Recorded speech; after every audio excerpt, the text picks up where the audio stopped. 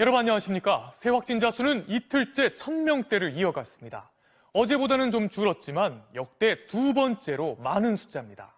성탄절인 어제 검사 건수가 대폭 줄었다는 걸 감안하면 확산세는 더 거세졌다고도 볼 수 있습니다. 이제 관심은 거리두기 단계가 과연 3단계로 올라가느냐 하는 건데요. 정부는 내일 회의를 열어 3단계 격상 여부를 포함한 추가 대책을 결정할 계획입니다. 김민욱 기자가 보도합니다.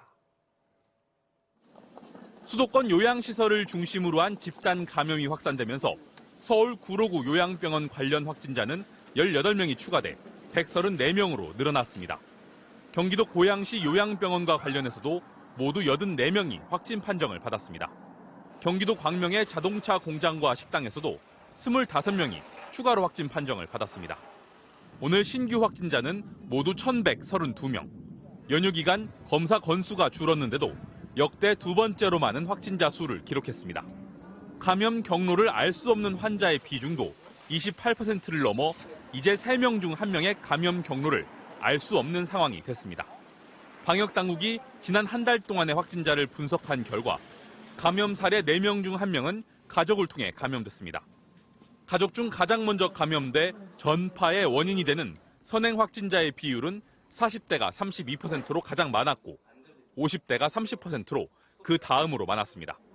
40, 50대가 집 밖의 사회생활에서 감염된 뒤 가족에게 전파하고 있다는 뜻입니다. 사회생활을 통해 감염된 후에 가족 내에서 배우자, 자녀, 그리고 부모에게 전파를 시켜준 것으로 추정하고 있습니다. 의심 증상으로 검사를 받은 뒤 확진 판정을 받는 양성률은 2.27%까지 높아져 지금까지의 누적 양성률 1.41%를 크게 웃돌고 있습니다.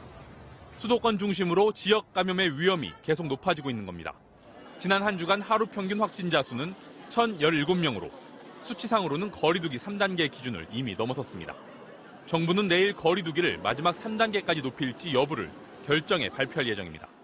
MBC 뉴스 김민욱입니다. 올해 마지막 토요일인 오늘 어떻게 보내셨습니까? 어디를 가기도 또 누굴 만나기도 참 쉽지 않은 요즘이죠. 오늘 도심 풍경 역시 대부분 한산한 모습이었는데요.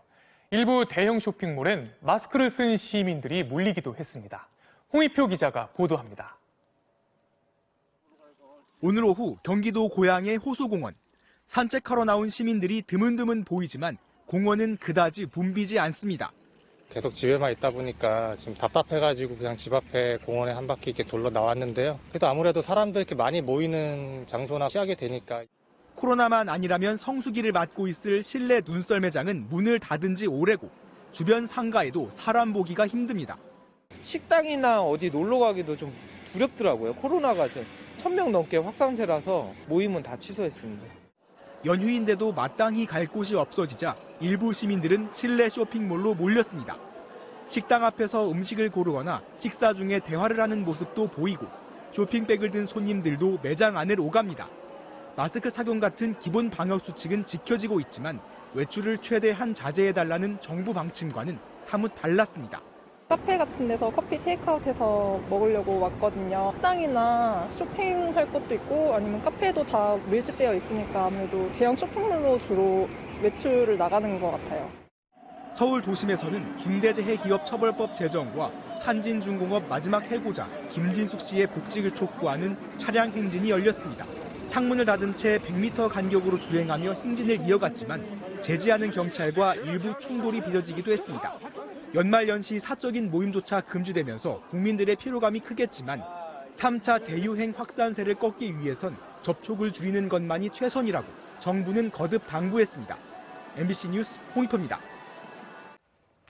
일본에서 코로나19 변이 바이러스가 발견됐습니다. 영국에서 귀국한 사람들 중에 변이 바이러스 감염이 발견된 건데 지역사회 전파도 확인됐습니다.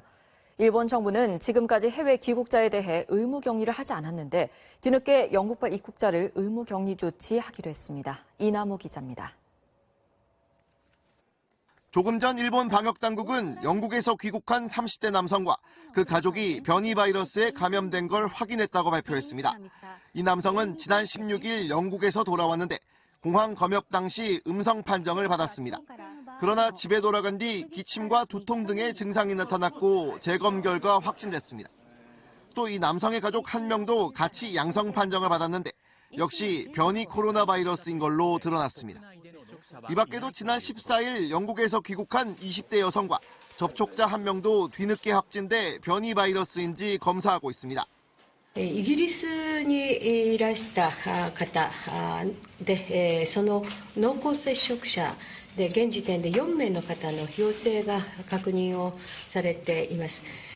앞서 일본 정부는 어젯밤 긴급 기자회견을 열고 영국에서 돌아온 일본인 5명이 변이 바이러스에 감염됐다고 밝힌 바 있습니다.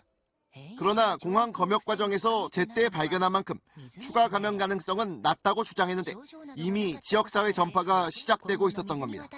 空港検疫で陽性の方ですから、国内に到着した後、検査の後ですね、何らか接触したということは、普通は感染をするような形で、考えられないであろうと。 일본 정부는 지금까지 해외 귀국자에 대한 의무 격리 조치를 시행하지 않아 방역이 미흡하다는 지적을 받아왔습니다. 변이 바이러스가 나오자 일본 정부는 부랴부랴 오늘부터 영국과 남아공에서 입국하는 사람에 대해 의무 격리를 실시한다고 밝혔습니다. 도쿄에서는 오늘 900명 넘는 신규 확진자가 나와 최다 기록을 갈아치웠고 누적 환자는 21만 명을 훌쩍 넘었습니다. MBC 뉴스 이남호입니다.